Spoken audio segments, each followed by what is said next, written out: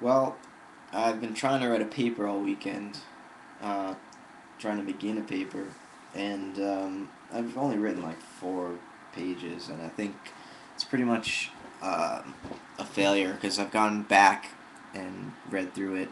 And, it's not a failure, it's just that's not anywhere close to the finished form of the paper, and usually I like to write the whole thing at once, in serial order. But this time it's seeming like that method isn't going to work. Um, I'm going to have to completely rework and reorganize and reconceptualize the argument and the story that I'm trying to tell.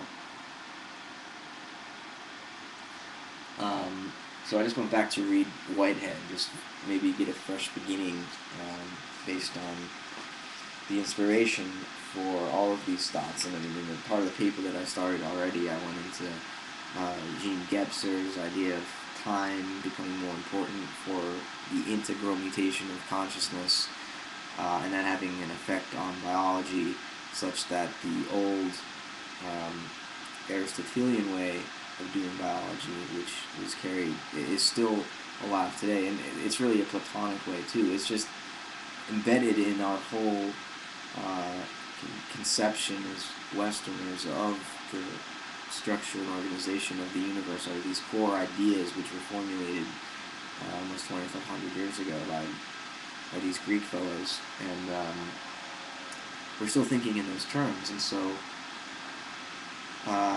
I started talking about Aristotle, I started talking about Kant, um, and I haven't gotten to Whitehead much yet. And so, I think I want to center it more on Whitehead. I want to begin with process ontology and the inadequacy of understanding nature as um,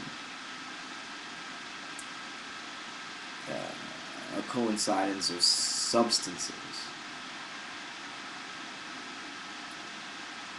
Um, Substances entirely separate from and windowless to each other.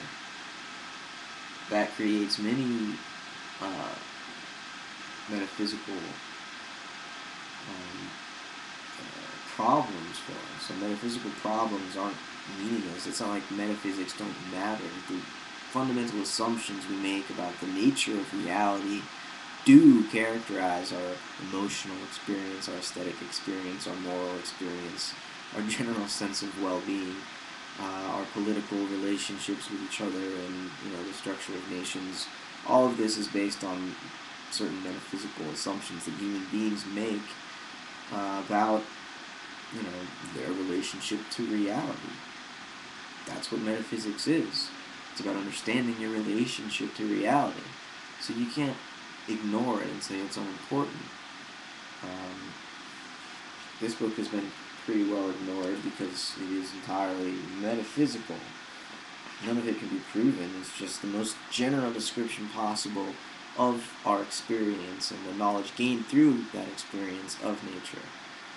It's trying to universalize our experience without explaining away our experience. He's trying to return to experience in order to reveal experience.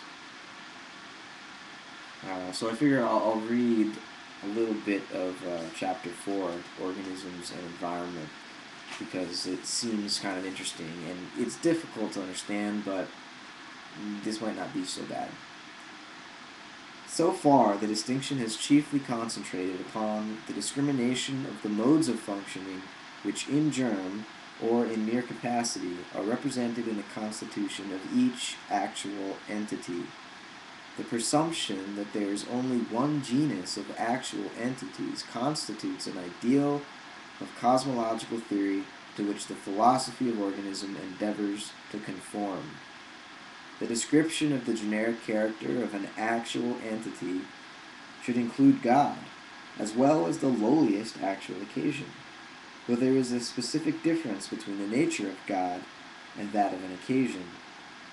Also, the differences between actual occasions arising from the characters of their data and from the narrowness and widths of their feelings and from the comparative importance of various stages, enable a classification to be made whereby these occasions are gathered into various types. From the metaphysical standpoint, these types are not to be sharply discriminated. As a matter of empirical observation, the occasions do seem to fall into fairly distinct classes. The character of an actual entity is finally governed by its datum. Whatever be the freedom of feeling arising in the concrescence, there can be no transgression of the limitations of capacity inherent in the datum. The datum both limits and supplies. It follows from this doctrine that the character of an organism depends on that of its environment. But the character of an environment is the sum of the characters of the various societies of actual entities which jointly constitute that environment. Although it is pure assumption that every environment is completely overrun by societies of entities.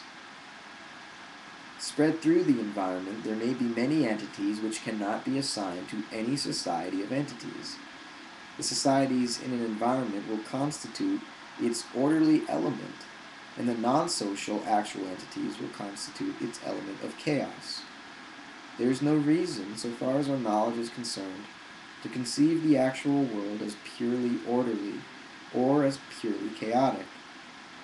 Apart from the reiteration gained from its societies, an environment does not provide the massiveness of emphasis capable of dismissing its contrary elements into negative prehensions. An ideal of depth of satisfaction, arising from the combination of narrowness and width, can only be achieved through adequate order. In proportion to the chaos there is triviality. There are different types of order, and it is not true that in proportion to the orderliness there is depth. There are various types of order, and some of them provide more trivial satisfaction than others. Thus, if there is to be progress beyond limited ideals, the course of history by way of escape must venture along the borders of chaos in its substitution of higher for lower types of order. The immanence of God gives reason for the belief that pure chaos is intrinsically impossible. At the other end of the scale, the immensity of the world negatives the belief that any state of order can be so established that beyond it there can be no progress. This belief in the final order, popular in religious and philosophic thought, seems to be due to the prevalent fallacy that all types of seriality necessarily involve terminal instances. It follows that Tennyson's phrase, "one far-off divine event to which the whole creation moves," presents a fallacious conception of the universe. An actual entity may be classified in respect to its satisfaction, and this arises out of its datum by the operations constituting its process. Satisfactions can be classified by reference to triviality, vagueness, narrowness, width. Triviality and vagueness are characteristics in the satisfaction which have their origins, respectively, in opposed characteristics in the datum. Triviality arises from lack of coordination in the factors of the datum, so that no feeling arising from one factor is reinforced by any feeling arising from another factor. In other words, the specific constitution of the actual entity in question is not such as to elicit depth of feeling from the contrasts thus presented. Incompatibility has predominated over contrast. Then the process can involve no coordinating intensification either from a reinforced narrowness or from enhancement of relevance due to higher contrast derived from harmonized width. Triviality is due to the wrong sort of width. That is to say, it is due to width without any reinforced narrowness in its higher categories. Harmony is this combination of width and narrowness. Some narrow concentration on a limited set of effects is essential for depth, but the difference arises in the level of the categories of contrast involved.